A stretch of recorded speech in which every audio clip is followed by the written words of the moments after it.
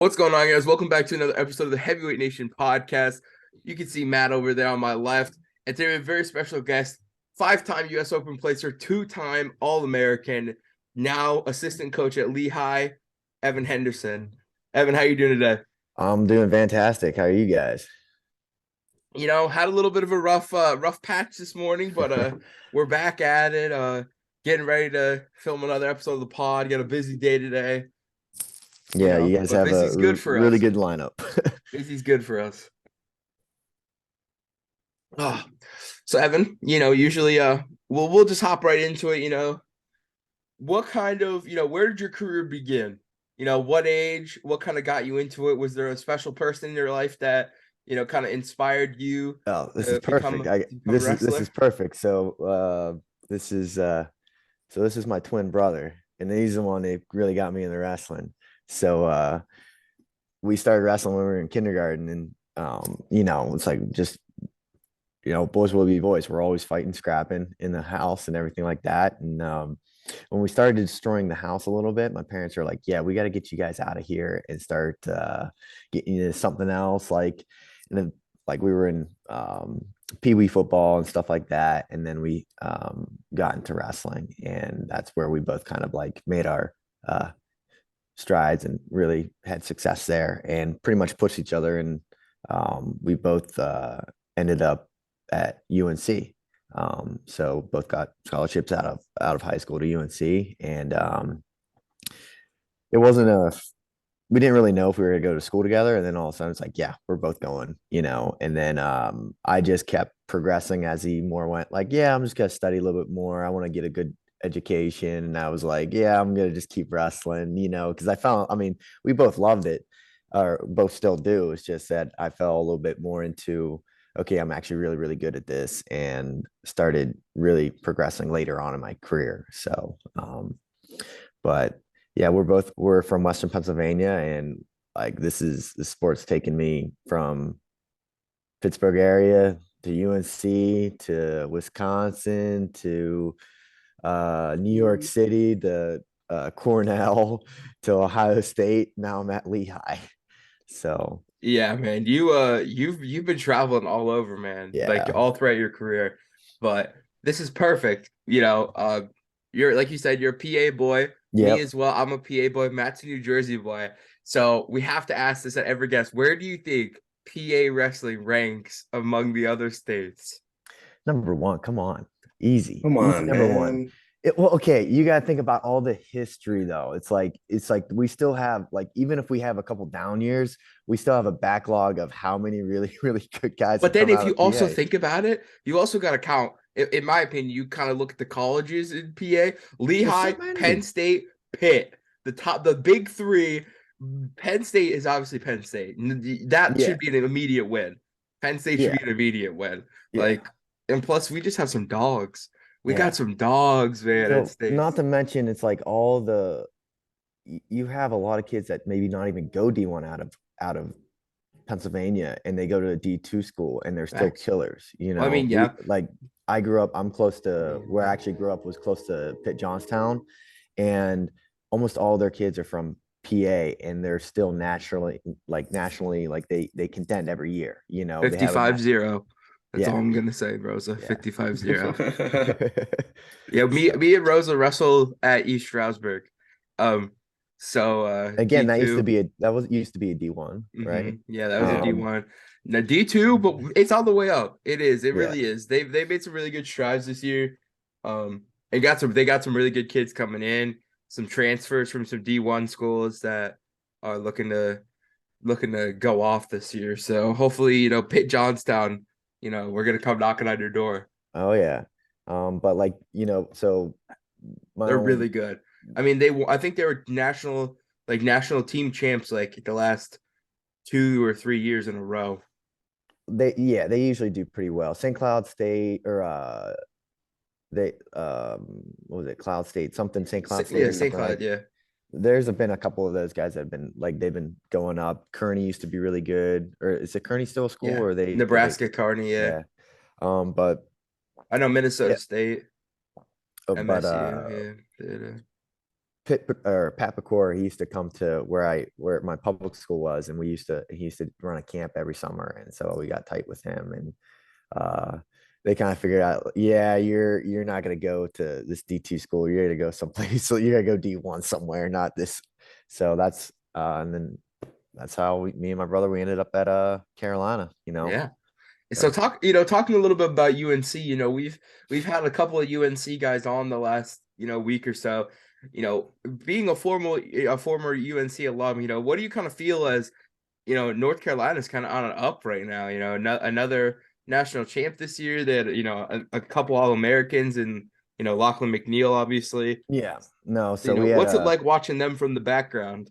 well, it kind of hurt because uh we both of our boys lost to them in that round, in the round 12 in the semis. So I mean, yeah, I'm like happy to see them do well, but obviously being with Lehigh now, I want to see my guys do well. But if not us, then them kind of thing. Um, and yeah, I was there when the culture changed. You know, it's like no offense to the old regime, but they like I was there when they brought me in and everything, and we started growing it. And not to sound like I don't know how it's like I'd like to say I started the trend, you know, there because I was the first All American they had in like 8 or 9 years. You know, they didn't have an all, and then I was a two-time All American, and then we had an All American almost every year since I think. Um, and then obviously they had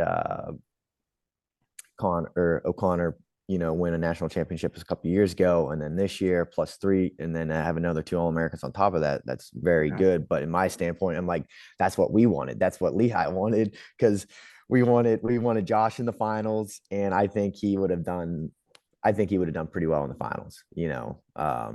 And then we had Malik Hines in the round of 12 and Michael Beard in the round of 12. So we had those two guys lose versus we win both everything. It's like now we're sitting at a top 12 team, you know, maybe even top 10 team if we do well um, in the backside.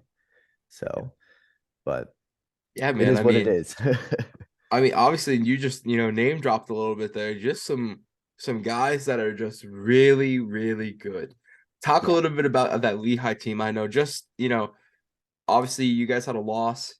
Coming into this season, you lose Jordan Wood, who was, I mean, a staple heavyweight. I mean, just a guy you kind of looked at and knew he was pretty much every year going to be on the podium. I mean, just a dog. And I mean, I think Nathan Taylor has done a really good job. Shout He out to him. is He made some dangerous. strides this year. He is a big dude and he Yes. moves really well. Yes, it's when we get him to actually do what he's capable of, it's going to be scary. Mhm. And when he gets a little bit of that, when he gets a little bit more developed up top, he's going to be even more scary. He's like, it's like when he takes a double on Coach Ray and he gets to go and gets to running, it's like get out of the way because he's going to crush everything in that his path. Mhm. So, but Beard's another one. It's like Yeah. no doubt in my mind. It's like he had a little hiccup this year at the end, and he's going to be ready for next year. You know, we'll get him right. But he's one of those guys where I can see him on the top of the podium, no problem. I mean, And he's already been on. talk a little bit about, obviously, Penn State Lehigh duel comes Mhm. up, and I feel for, a lot of people, in their opinion, Michael Beard was kind of on a vengeance tour that day. He gets to line up against, a guy that basically took his spot Yeah, and, yeah. kind of drove him out of Penn State. So, what was that kind of like coaching him and kind of being, in the presence of that dual meet? And was there any special prep that you guys did with him to kind of get him in the mindset to go out there and win? I don't think we really had to get him prepped for that at all because he was already there. Like He he was already had already kind of like wired up, I bet. he Yeah. was already wired up. We never really said it's like, oh, we want like we wanted it to happen that way, but like he just looked at it as another match and I'm going to go out and do what I'm going to do. And it was worth the price of admission that day for that match, you know, for the fans and everything, because it was nuts. That place went erupted. Stabler went nuts when he won. You know, we didn't do obviously well against them, but like that was worth the price of admission for that one for sure. And that's when I think it should at least resonate in his mind that, okay, I can do this. I just beat a national champ, you know.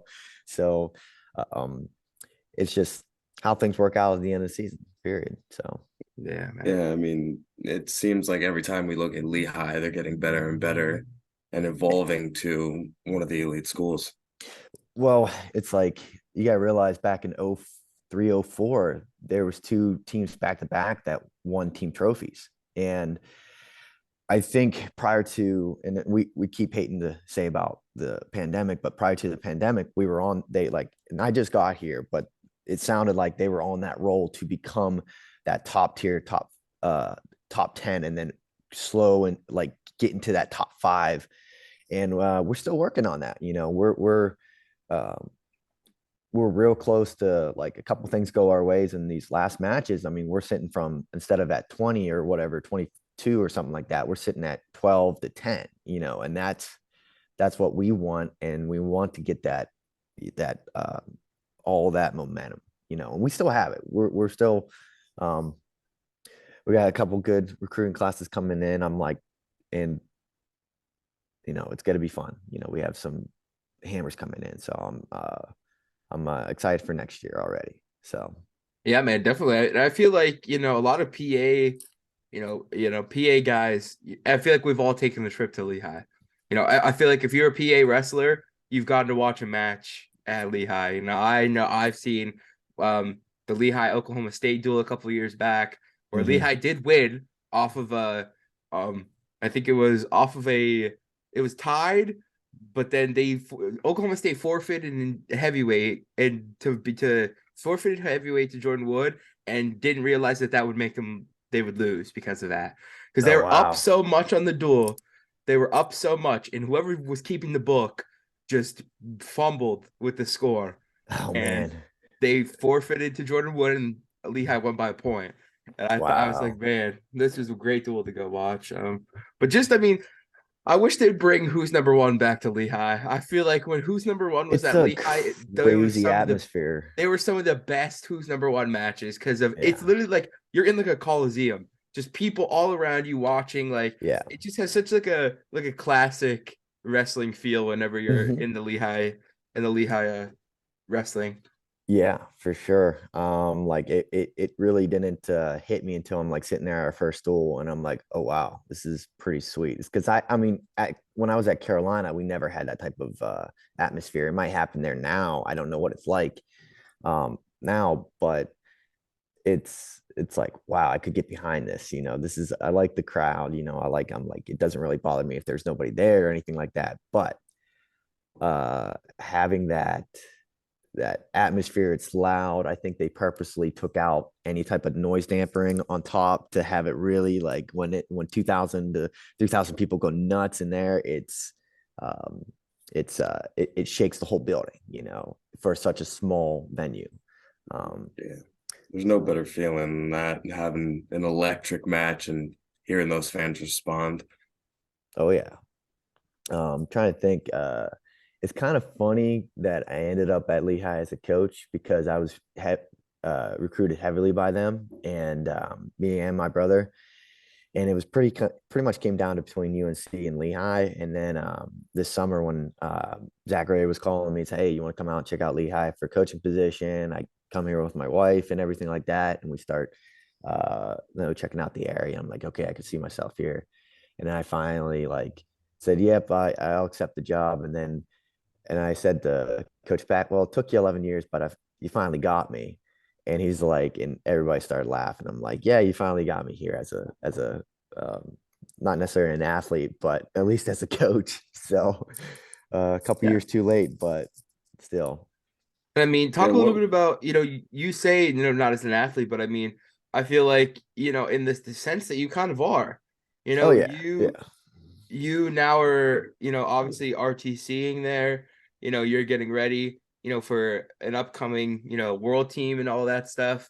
So, what's that kind of been like a different different RTC, what's that like, switching? Um, it's like it's always an adjustment. You know, I've been to I don't know how many RTCs, more than I probably should have been. Not all by design.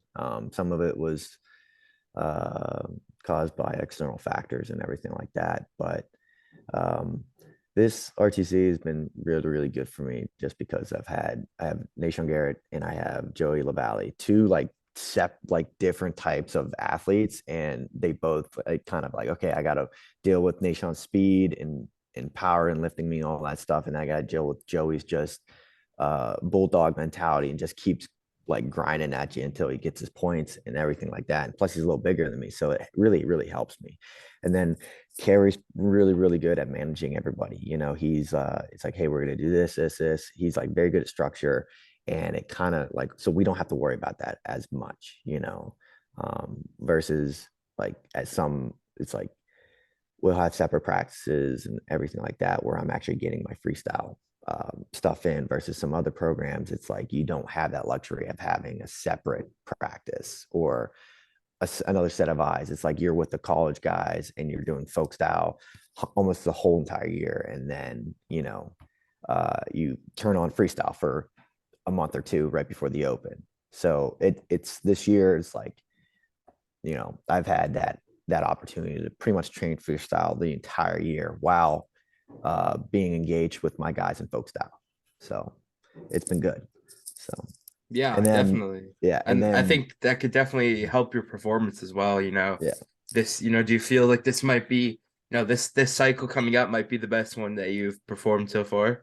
Um could be, you know, it's like it's like just not necessarily worried about the result as long as you put in the effort and you have done what you were supposed to do. It's like the um it's it could go well. I think it's going to go well. I know it's going to go well. And regardless, it is what it is. So when I step out on the mat, you know, I'm gonna give it 100% regardless. So whether I feel good or not, or whether I think I've prepared enough or anything like that, it's you, you got to go do it. So, um, but it's been good. It's been really, really good here. So really, more than really, really good here. I love it here. So. That's awesome. It's And you know, awesome. what was kind of the move adjustment like for you guys? I know, like you said, you kind of bounced around um a little bit, but you know, I know for you and your wife, what was that move like? um, it was it's never easy like moving just logistically and stuff like that and getting everything set up. But it's like we like the valley, you know, we like the valley. We're looking for a house right now, and everything like that. So it's like there's a little bit of adjustment trying to get into the rhythm of everything. It's like, and that's that way at any place, you know. So like adjustment wise, I mean, it's like we've done it so many times, so it's like we're kind of used to it. Um, but other than that, everything's been going swimmingly, you know. Are you happy to be back for PA winter? Not necessarily. I mean, I mean, the last couple places other than Carolina, it's like it's Oh been yeah, pretty Wisconsin. brutal. Yeah, Yeah. Wisconsin. I was Wisconsin's only pretty brutal. yeah, I was only in Wisconsin for like 6 months, and then uh, but I caught the tail in the winter on that one, and I'm like, oh Mm. man, I don't like this, you know. Uh, but like Cornell's winters were pretty brutal too. So it's Mhm. like I'm just like sitting here right now. Why it's March 31st and I woke up and it's almost freezing outside still. I'm like, come on, let's get a little bit warmer. Yeah, I woke up this morning, it was 30 degrees. I was Yep. shivering. But apparently soon it's supposed to be like, I think tomorrow is supposed to be like 70 or something midday. Nice. That's awesome. But we're turning So that corner. Turning the yeah. corner, man. Turning the corner. So obviously, like you said, you know, you at this point you're a five-time US Open placer, right? So, you know, how much we keep talking to a lot of these guys that are fifth and sixth year seniors, right? And they're talking about how brutal it is on their body wrestling and competing like that. How, you know, are you older guys, you know, like you? I know obviously I don't know what Jordan Burroughs, you know, eats for breakfast every day, but I need some of whatever he does because let me tell you, how long do you guys think you know, how long in your opinion do you think you still have? You It's know, how a, many more years of competing? it could be a year, could be five. I don't know. It's you just it know. just depends how you I feel. Yeah, it's like there's circumstances in your life that change and you're like, okay, I can still do this or I can't still do this. And like I think we had Jordan in the room a couple weeks ago, and it's just like, man, he still grinds it out and everything like that. But I think now that we're older, we listen to our bodies a lot more than we did when we were younger, right? So it's like, yeah, we hurt all the time.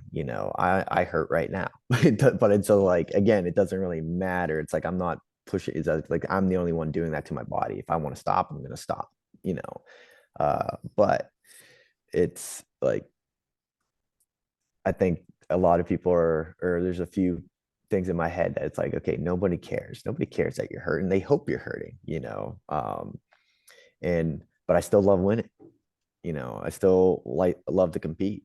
And so regardless if I make it another couple years in this or not, it's like I'm still gonna love to compete and still gonna love to wrestle, even in like the college room and everything like that. So I still have to keep my body in shape. Um, so I'd say it's like, how do you keep your body? You just keep going. If you stop, then usually that's when bad things happen. If you stop for too long, that's usually when bad things happen. So I'm just gonna keep on keeping on, to say the least. Definitely, definitely, and it's good to hear because like a lot of people always say like, oh, like it's time for a lot of these older guys that are wrestling for Team USA to kind of pass the torch. But I don't think I'm emotionally ready for that yet. I don't think people realize like us and like the people that are in our 20s, we grew up watching you guys through your college careers, and now we're seeing like you guys prosper in the world team and all that stuff, and we're like that's what makes us happy. Like Yeah, we obviously anybody who just loves wrestling, like to the point where like me and Matthew do, we grew up watching you guys. Like we grew up watching Kyle Dake and Jordan Burroughs and Bo yeah, Nickel and like seeing all those, like seeing everybody like that. Like obviously Bo's doing really well in the UFC. yeah, Like people like yourself and obviously JB, Nishon Garrett, yeah. like He's still everybody like grinding it that. out. Yeah, Like still being able to compete and us still being able to watch. It's like that's like it's like surreal for us to see. Something we can't let go of, Yeah. and seeing the Like the guys day we've looked up JB, to. the day JB unlaces his shoes and like, sets him in the middle of the mat, I might shed a tear. I I might. I'm not might gonna lie. I might shed a tear. I mean, but definitely. you got to think about the system that we have right now with the RTCs. It really does allow for older athletes to compete without having to get a coaching job. I think one of the reasons why I got a coaching job is so I have that opportunity after I'm done. Yeah. And that's why I like chose this path versus staying at like Ohio State, which was great for me. But the reason why, like, this is one of the reasons why I came here was it's like I have the coaching opportunity. I have that room to grow as a coach. And whether I'm here for at this particular place for a few years or 5 years or 10 years, it's like I'll have this, on my resume and it will allow me to grow versus being at just an RTC, which um, it's not bad. I'm not saying if that's what you want, great. But if I know I'm going to be in the coaching world, this is a very, very good place to be, especially under Coach Pat Santoro and Brad, and learn from like Brad Dillon and Zach Ray. And like those, I think these are some of the best guys in the business, period. So, And I Yeah. feel I like mean there's a that coaching staff different is love. elite. yeah. Coaching staff's There's elite. there's definitely a different love between wrestling when you're coaching and competing. Hmm. Like as a competitor, you love the sport for its entirety and for just winning and grinding in there. But as a coach, you really start to love everything and just how it works and evolving in different ways you didn't think were possible. Well, it's like what's really rewarding is seeing an athlete that you've worked with. And I didn't understand that till this year. And really, because I mean, I was a coach at Campbell University my first year out of college. Don't mind the train. I live right beside tracks. uh, and like, I didn't realize it then, but I realize it now. It's like rewarding that, like having an athlete do something they didn't think they were capable of doing. Having Malik Hines like go in, beat the number 5 seed on the backside, and then pin somebody he's lost to 2 times this year, and then like being right there. Like I like it's it was Um, so I was like, yeah, genuinely sad when he lost, but it's like, man, he had a heck of a tournament and everything like that. It's like he showed us something that maybe he didn't believe in himself earlier this year, that he actually has the stuff to become an All-American and be on top of the podium. So that's very, very rewarding to me. And I noticed that more now being a coach for Lehigh versus when I was just out of college and not necessarily still thinking about myself a lot, very selfishly, which um, I think you should be if you're still competing at that, like trying to compete and everything like that. So, um, but be unselfish with your giving, give everything you got to your athletes, and hope that they do what they're supposed to do. Hope that they accomplish what they want to accomplish and what they're capable of. Yeah, and a So, win for them is pretty much a win for you. You yeah, get that, you get yeah, that feeling. yeah. So that's what I really got this year about coaching and everything like that. A win for them is a win for you, and it feels pretty dang near the same. So Yeah, I'm sure it's awesome, watching a whole duel meet unfold, and I'm sure your heart's pumping probably just as much as it would be if you were out there competing. and you do that So 10 times, you have yeah, 10 of those versus just you go out there one time. So yeah. yeah, definitely, man. I think, obviously, it's got to be a little different, switching to coaching. But I think obviously you're going to do really good, and I'm sure that's now maybe you found your kind of your life path. Maybe switch schools a couple times, move up in the rankings. Eventually maybe 5 to 10 years from now we see you at a head coaching position at a good college, and I think you'll do very well with that. No, that's the plan, and I appreciate it. No problem. So So we'll hop into some questions we have prepared for you. So question number one is give us a day in the life during the season of coach slash athlete Evan Henderson. okay, let's pick a Tuesday and a Thursday. It's like I pretty much have to wake up when I have to wake up 6:30 in the morning because I got to get up, and because we have guys coming in at like 7:30, 9:30, and like 10 something for their like morning workouts, and we have different groups. So I'll pretty much as soon as I get up, get some breakfast or whatever. Sometimes I eat breakfast, sometimes I don't. uh Coffee is essential, and then I'm in the car off to the Lehigh wrestling room, and I'm working with guys from literally 7 to about noon. And then um, if I don't have anything going on, if we don't have any meetings, I'll come home, eat lunch, and then what's it? Usually, there's been a couple times where it's like we have practice. Well, I have an RTC practice at 3, and then we have our other practice at 4:30. So we have practices for the college guys pretty late in the day. It's a Lehigh rule, so they can all like we don't have set aside class or practice times for particular sports. It's like all the um, all the school sports go at 4:30. That's when they do it. So it's kind of rough because it's kind of late, but it is what it is. And so we usually have our RTC practices at like 3, and we'll go 3 to 4:30, and then I'll jump into the college practice. I usually don't, and then we'll be done by about 6:30, get cleaned up, come home, eat lunch, and then it's like I'm back in the bed. I'm like I'm tired if I do all that. Um, so I wrestle a lot during the day. I was So gonna say it seems like you do a lot of wrestling, yeah, a lot of yeah, wrestling during the day, which I mean is yeah, obviously has to be pretty good for you. yeah. Yeah. And then obviously if I'm wrestling Josh like once or twice a day, that sucks. Josh Humphrey, yeah. Yeah, I imagine it can't be too So fun wrestling Josh Humphreys no, for 4 hours a day. no, It it's can't. not.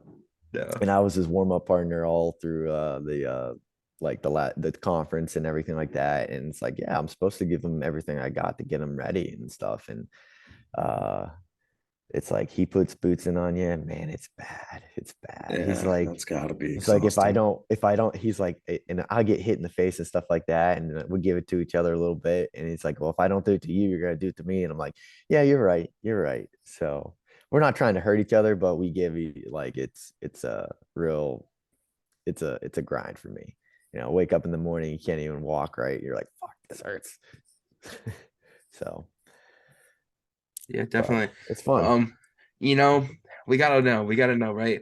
If we had a match between you and Zach Ray, coach versus coach, what's the score? Are you taking big Zach Ray down? Heck no, he's gonna crush me. He's oh man, Yeah, I don't even Zach think has I been could have on the won. podcast with Jordan Wood at the same time.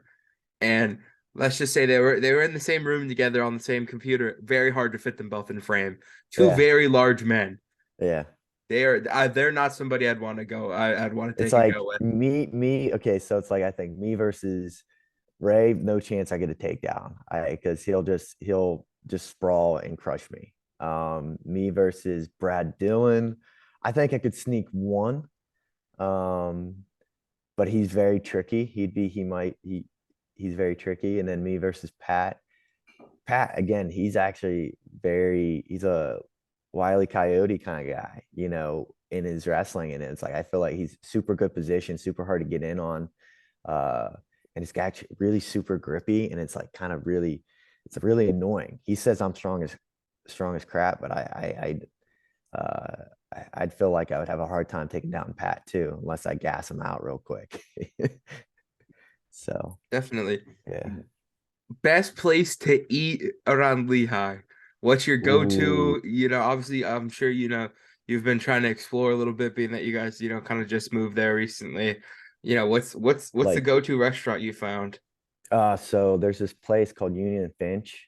It's really, really good. Uh, really good brunch, really good dinners and everything like that. And it's in Allentown. But it's probably the best in my opinion. It's like a lot of people like don't know about it because it's like it's in a not necessarily a weird spot. It's just like it's not over by Bethlehem, and it's not like Easton or Nazareth. You're like you actually have to go.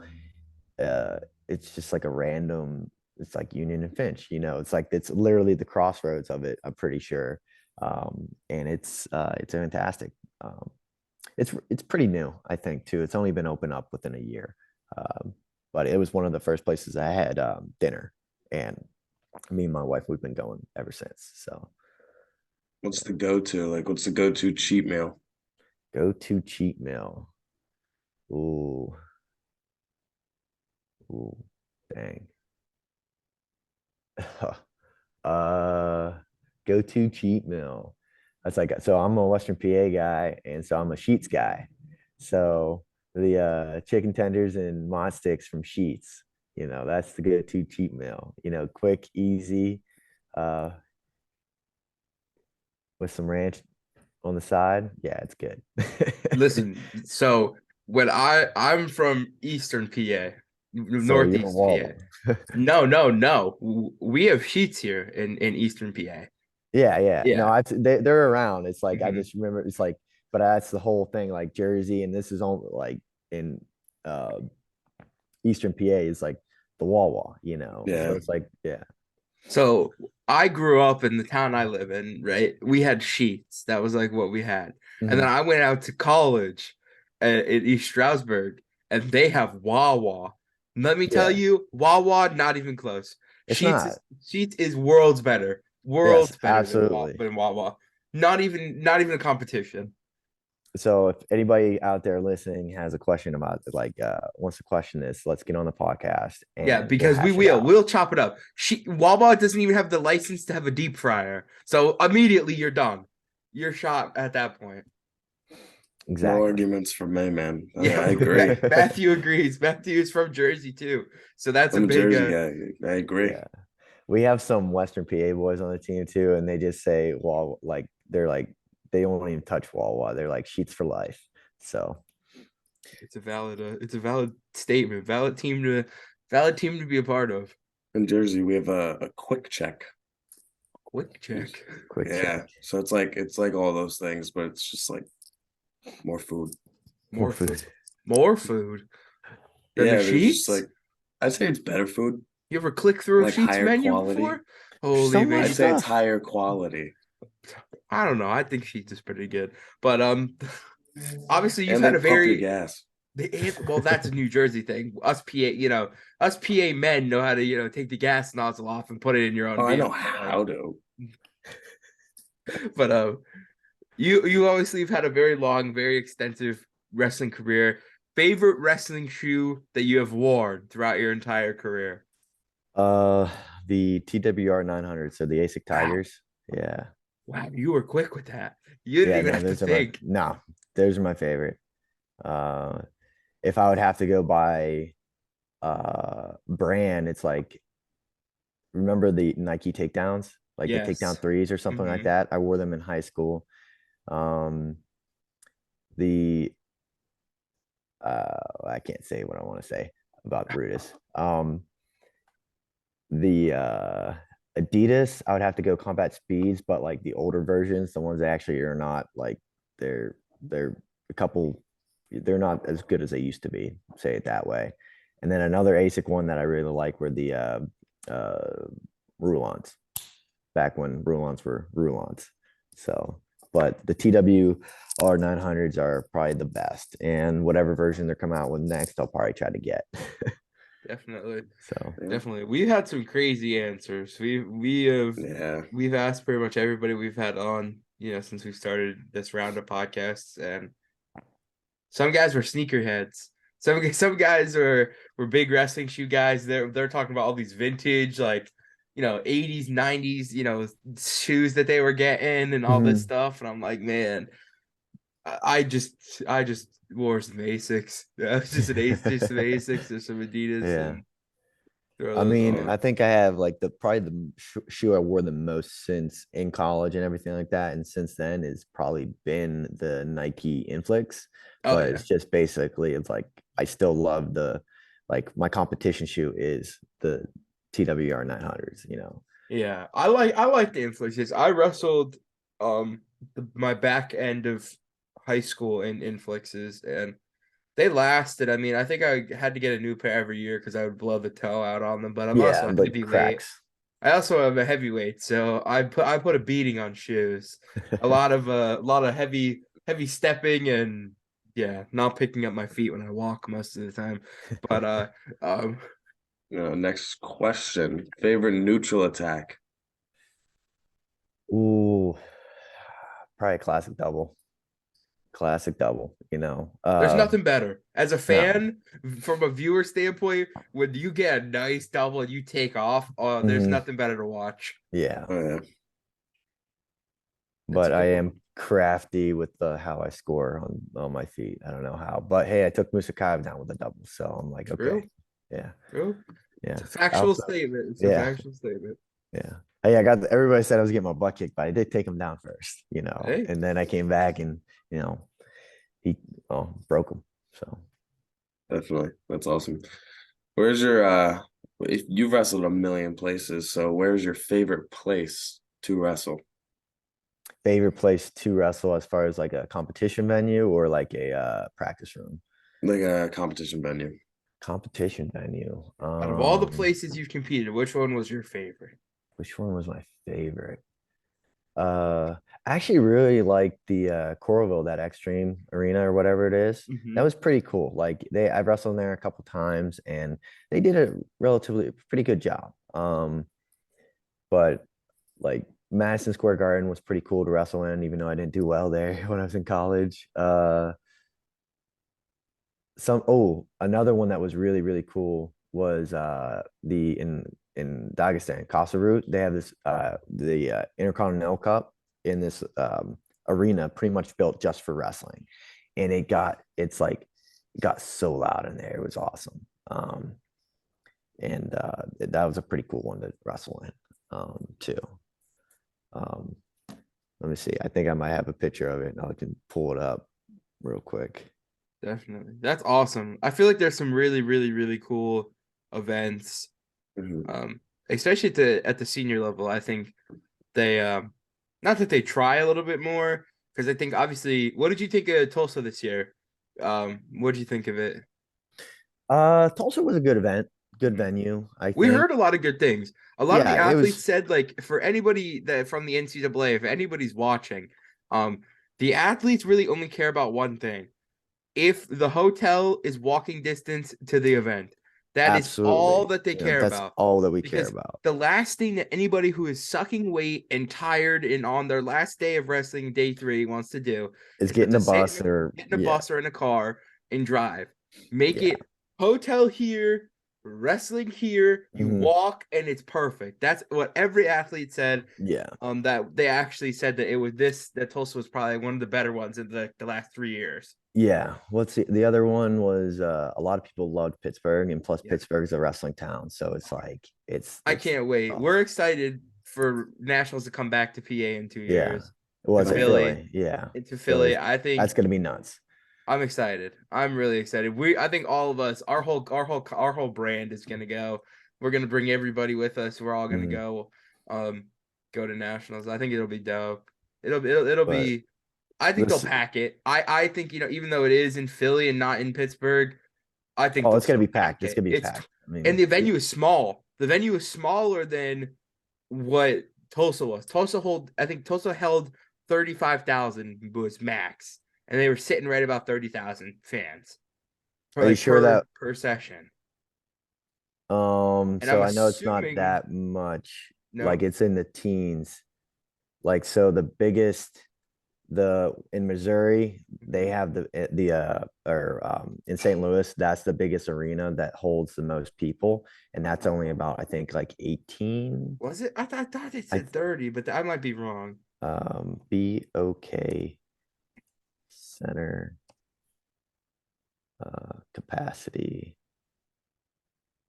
BOK center, the max capacity is 19,199. Okay. So it's still pretty big.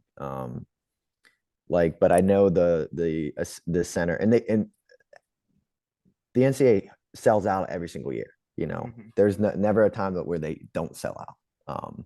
So, um, but I know Philly is going to be awesome. It'll sell out, and there's going to be packed anyway. You know, it's always going to be loud for It'll be fun. I it'll think be fun. it'll definitely be Yeah, interesting. I think it'll be an experience. yeah, Philly yeah, does things a little different, yeah. No doubt. no doubt. So last we have one question we have asked every single person that has been on our podcast, and this one we're gonna ask you a little differently. Because you're a coach, and also an RTC member, so you could take 3 of your athletes or your RTC teammates with you, whoever you could mix and match anything in the zombie apocalypse with you. Who would they be and why? Oh wait, I can't choose coaches, huh? Dang, No coaches, no no coaches. Just coaches. your art. Okay, If the coach is wrestling in the RTC and plans on competing this set, this senior level set that's going on right now, yes. But if they don't compete in the RTC, no. So RTC or your athletes. okay. So I'm gonna do Joey LaValle. Um, and yeah, he's my go-to. And then I need some other guys. Um, Sheldon Seymour, he's a 25 pounder. Oh, Sheldon, Yeah, that's a Sheldon. Troy boy. Yeah. And then, ooh, I'm trying to think. It's like, what's gonna serve me well? Dang.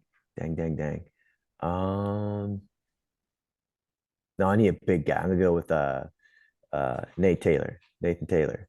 Yeah, I'll go with a big guy too. So there's wait, is that 3 of them? Yeah, that's Yeah, 3 of them. Yeah. Yeah. that's 3. That's So 3. I got a medium, little, and a big. So we're good. Yeah. Sheldon is a small but dangerous individual. Oh yeah, He yeah. And plus, listen. okay, grew up in the outdoors, knows what he's doing. Same way with Joey, grew up in the outdoors around guns, same thing. And then same way with Nate, he's Brookville, so it's like Nathan he is a knows. large individual. Yeah. He's a So big boy. And then last thing, wrap it all up here. Say something to the kids. Maybe a kid that wants to become a D1 wrestler and go to Lehigh.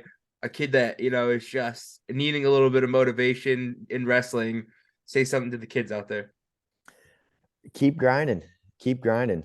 Um, it doesn't matter necessarily where you're at right now. It matters where you're gonna be in a year, 2 years, 3 years, 4 years, 5 years, 10 years. You it you don't always see the result the next day. You don't always see the result on the mat that you work so hard for. Hard work is no guarantee for success, but the accumulation of all that hard work gives you the best potential to be your best self. So whether you're like PJW and you're working and you're not never made it to PJW states or anything like that, and you're going into high school, it's like there's still time. There's still time to work and develop and keep going. It's like, look at my career. It's like, yes, I was pretty good in high school, but didn't pan out in college the way that everybody thought. But I kept grinding, kept getting better and better and better, and look where I'm at now. And it didn't happen overnight, think about how long that it's been a 10-year process to get to where I'm at right now, period. So it's not gonna, Rome wasn't built in a day, but they are laying brick by the hour. So that's the one I like to say. Great saying. Yeah. It's a great saying, man. Well, guys, it's been a pleasure to have just a wrestling, at this point, kind of a wrestling legend, Evan Henderson. Obviously, just an awesome career, and now throwing his hat into coaching. We're excited to see what the future holds for you, Evan. It's been another episode of the Heavyweight Nation podcast. We'll see you guys later.